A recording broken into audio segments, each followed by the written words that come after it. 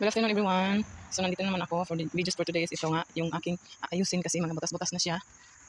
Kailangan kong ayusin hanggang sa likod. All around. Yan, kailangan kong i-fix siya kasi para magamit kasi nakabalaan na lang. Hindi siya magamit-gamit. Papalitan ko siya itong mga to.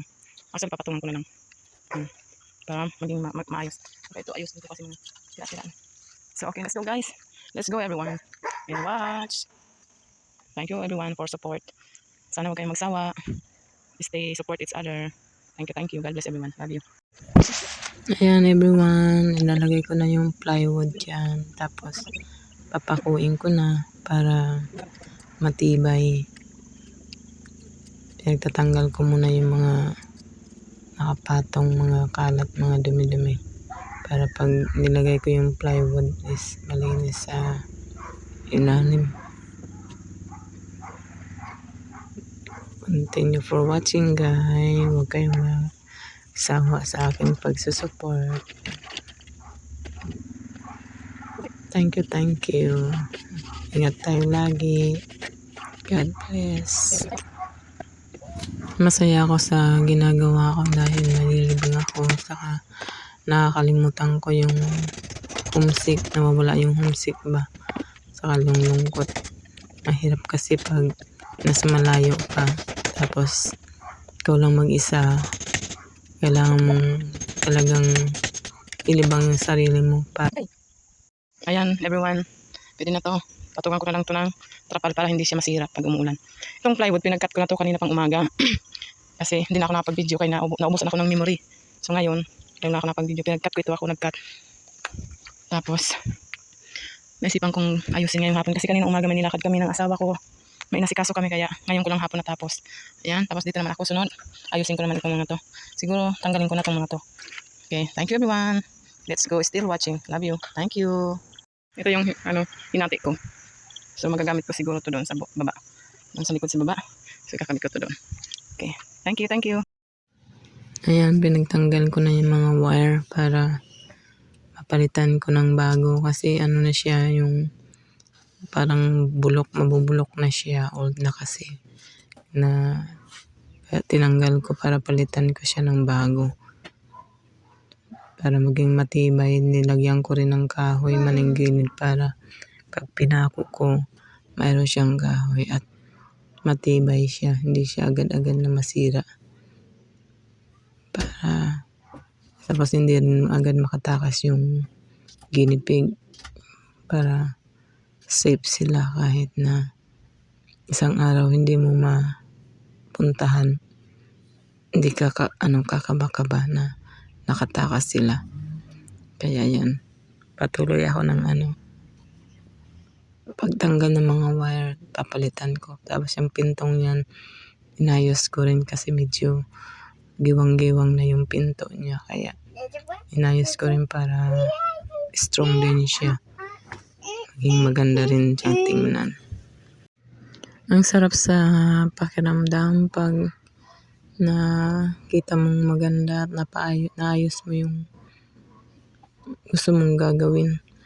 Natuto lang ako sa papa ko kasi yung papa ko nung bata pa ako, karpentero talaga siya. Tapos ako yung panganay sa pamilya, sa mga anak niya.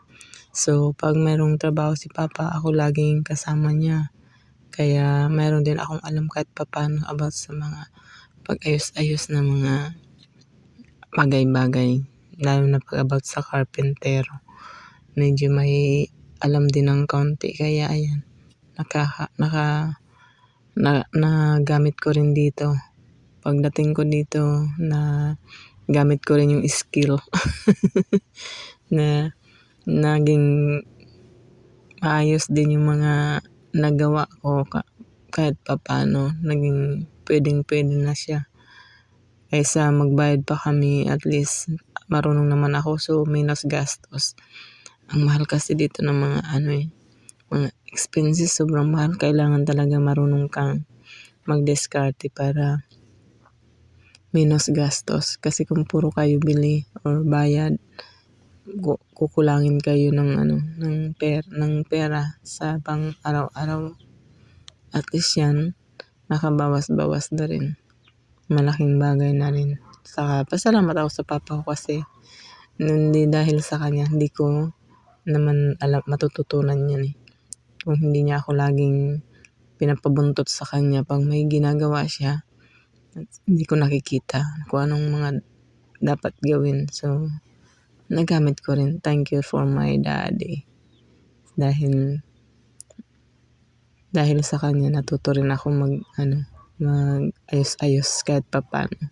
Hindi na kami kailangan pang magbayad. So, kahit ako na lang nagagawa ko ng maayos. So, I'm blessed pa rin. So, very blessed pa rin ako. Thank God pa rin ako sa lahat. Keep watching guys. Huwag kayong magsawa. Panood lang kayo. I love you everyone. Thank you and God bless. God bless. God bless.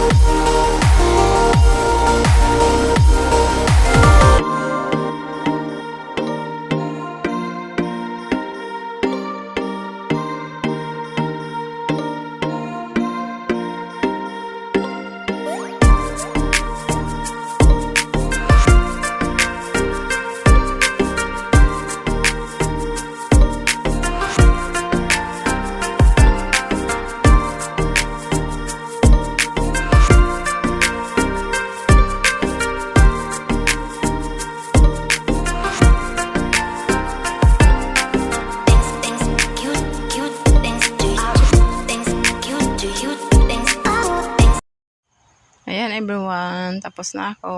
Tcharam! Inipat ko na yung guinea pigs. Ayun, may guinea pigs siya. Ayun, si guinea pig. Yan siya, tapos na. Masaya na ang aking mga, wala nang guinea pigs. Ito, may guinea pigs dito. Tcharam! Hello! Hello, guinea pig. Mama's downstairs. Tcharam! Ayan, tapos na rin. Pinaglagyan ko siya ng ng trapal, yung ganito, para pag umulan siya, hindi siya mababasa kasi plywood to eh. Para hindi siya, nilagyan ko na rin yung mga butas-butas para hindi mabasa sa loob, matagos. Tcharam! Tapos na rin ang bahay ng guinea pig. Yun, may pagkain na sila doon, may tubig. Yan, may hagdan-hagdan sila. Ayos din. Thank you everyone for support my reels and my video and my YouTube channel. Thank you. God bless you everyone.